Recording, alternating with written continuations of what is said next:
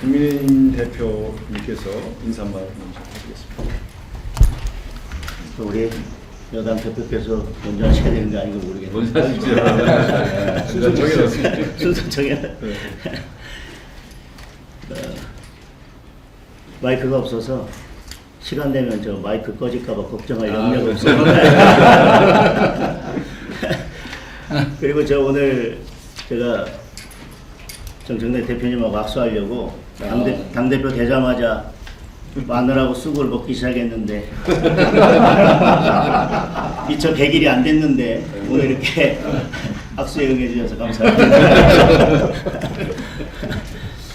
우선 대통령께서 여야가 머리를 맞대고 대통령님과 함께 그런 인생 문제에 대해서 고민할 수 있는 대화와 소통의 자리를 마련해 주셔서 감사합니다. 지금 이제 조지아주 사태 때문에 우리 국민들께서 많은 우려를 하고 계신 것 같습니다. 동맹국에서는 있을 수 없는 일이 발생했기 때문에 왜 굳이 지금 한국인가 외교적 함의가 어떤 건지 잘 들여다볼 필요가 있다고 생각합니다. 대통령께서 곧 취임 100일을 맞이시는데 그동안 이렇게 짐이 무거우셨을 것 같습니다. 그 짐을 여당과 또 야당과도 함께 나누시면 조금 더 그 무게가 덜하지 않을까 이런 말씀을 드립니다. 그리고 취임 100일을 한마디로 표현 드리면 불확실성과 불안감이 증가한 시기가 아니었나 싶습니다. 관세 협상이 아직 진행 중이고 관세 협상의 결과도 일본과의 격차가 벌어지고 있는 것 같습니다. 그런 와중에 이런 조지아주 사태 같은 일이 벌어져서 국민들의 불안감이 높아지고 있는 것 같습니다. 그 와중에 또 북중러의 위협 때문에 한반도의 긴장감이 고조되고 있어서 그런 점들에 대해서 대통령께서 세심하게 살펴주셨으면 하는 부탁의 말씀을 드립니다. 대외적인 여건이 이렇게 녹록치 않은데 또 국내 기업들의 기업 환경도 또 녹록치 않은 것 같습니다. 상법, 노란봉투법이 통과되었고 중대재해처벌법에 대해서 강력한 적용을 말씀하시면서 지금 건설 경기가 악화되고 있고 내수 부진이 이어지고 있습니다. 그에 따라서 고용도 악화되고 있고 청년 실업도 증가하고 있고 자영업자들의 폐업도 증가하고 있는 상황입니다.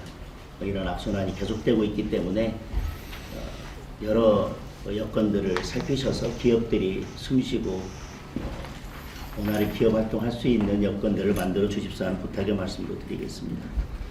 이렇게 국내 여건이 녹록치 않고 기업들이 힘들어지면 저는 대통령께서 말씀하셨던 결국 코스피 5천도 허망한 구호가 될 수 있기 때문에 코스피 5천에 대한 국민들의 기대와 열망이 높고 결국은 경제가 바탕이 튼튼해야 주가도 받칠 수 있는 거기 때문에 두 가지가 잘 조화롭게 될 수 있도록 대통령께서 살펴주십사 하는 말씀을 드리겠습니다. 이번에 발표된 부동산 정책에 대해서도 수요자 욕구와는 거리가 먼 공급자 중심의 대책이 아닌가 하는 우려가 있습니다. 규제 중심이 아니라 민간 주도의 수요자 중심의 공급 정책이 될 수 있기를 바랍니다. 이번 부동산 정책을 이렇게 표현하는 국민들이 있더라고요. 소비자는 최신형 핸드폰을 갖고 싶은데 공중전화를 계속 늘리면 수요자의 수요와 맞지 않다. 그래서 그런 점들도 잘 살펴주십사 하는 말씀을 드립니다. 정부 조직 개편안에 대해서도 또 기대도 있지만 우려도 있습니다. 정부 조직 개편은 그 정부의 국정 철학이 고스란히 담긴 것 아니겠습니까? 그런데 정부 조직 개편이 특정 집단을 위한 조직 개편이 아니라 국민 전체를 위한 조직 개편이 되었으면 하는 바람을 말씀드리겠습니다. 취임 100일의 즈음에서 취임 100일을 평가하면서 국민들에게는 이런 우려도 있는 것 같습니다. 취임 100일 동안 대통령보다는 특검이 더 많이 보였다. 국회도 야당은 없고 여당, 더불어민주당, 한 당만 보였다 이런 우려들이 있는 것 같습니다. 특검의 이런 수사 그리고 또 여당의 입법 강행 이런 것들이 계속된다면 앞서 말씀드렸던 그런 국민들의 불확실성이나 불안감은 또 두려움으로 바뀔 수도 있기 때문에 그런 국민들의 마음을 잘 관리해 주셨으면 하는 말씀을 드립니다. 저는 이 지점에서 우리 대통령께서 큰 역할을 해 주셨으면 하는 바람입니다. 지금 대통령의 역할이 필요한 시기인 것 같습니다. 만약에 특검이 계속 이렇게 야당을 탄압하고 어쨌든 국회가 정상적으로 돌아가는 것을 막는다면 결국 특검이 겨냥하는 것은 야당이 아니라 국민이고 민생일 수밖에 없다. 그래서 그런 점들에 대해서 잘 좀 살펴주셨으면 합니다. 그리고 우리는 특검을 바라보기를 과거에 대한 청산이라고 하지만 국제적으로는 이런 특검의 무리한 수사가 인권 유린이나 종교 탄압으로도 비춰질 수 있어서 우리 국격과 관련된 문제이고 대한민국을 외국에 바라보는 국제적으로 바라보는 시각과 관련된 문제이기 때문에 이 점도 충분히 고려할 필요가 있어 보입니다. 지금 국민은 특검이 아니라 대통령을 원하고 있습니다. 저는 대통령께서 제2요구권을 행사해서라도 필요한 조치를 하셔야 된다고 생각합니다. 거부권은 야당의 입법만을 막기 위한 무기는 아니라고 생각을 합니다.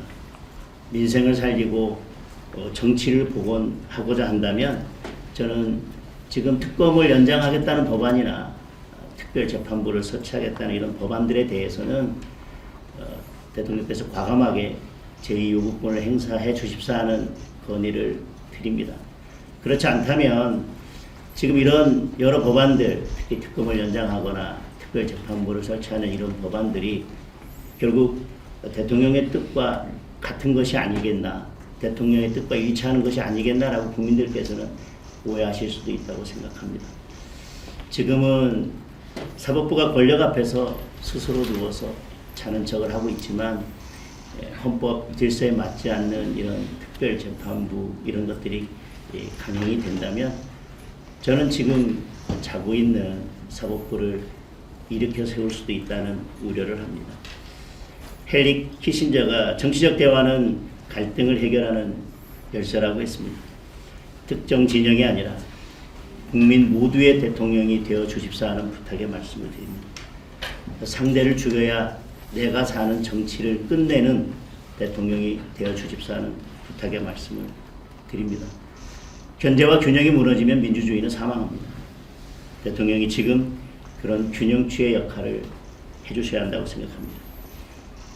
대통령께서 정치를 복원하는데 중심적인 역할을 해주신다면 저희 야당도 비판할 것은 비판하되 민생을 위해서 머리를 맞대고 협조할 부분은 적극 협조해 나가도록 하겠습니다. 그래서 민생과 경제를 위해서 대통령께서 여야 대통령께서 함께 모여서 머리를 맞댈 수 있는 정부와 여당과 야당이 함께 머리를 맞댈 수 있는 소통 창구를 만들어 주시고 그 소통 창구를 계속 열어 주십사 하는 부탁의 말씀을 드리겠습니다. 이렇게 여당과 야당이 대통령과 함께 소통하면서 인생을 다시 논할 수 있는 이런 자리를 만들어 주신 데 대해서 다시 한번 감사드리고 이게 끝이 아니라 출발이 돼서 이런 소통의 자리가 계속 이어지고 결국 성과로 이어지는 자리가 계속 될 수 있기를 기대한다는 말씀과 감사의 말씀을 드리겠습니다. 세게 하실 줄 알았어요. 감사합니다. 네.